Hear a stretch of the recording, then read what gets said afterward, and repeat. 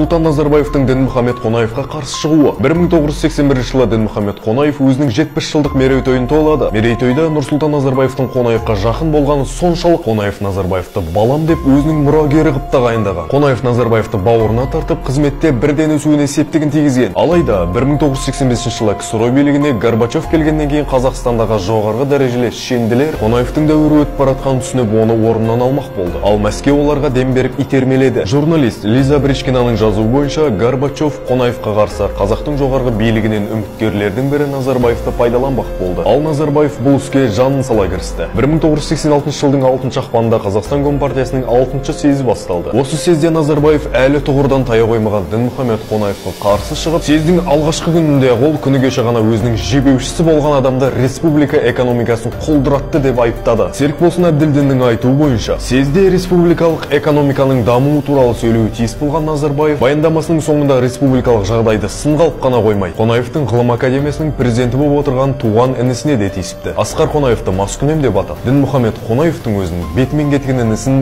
жөнге салмай отыр деп айыптаған екен. Қонаевқа сол кезде бұл сөздерді Назарбаевтан есту өте ауыр болды. Неге дейсіз ғой? Өйткені Назарбаевты Қазақстанның жоғарғы басшылығына Қонаевтың өзі алып келген еді, дейді Серікболсын Әбділдин.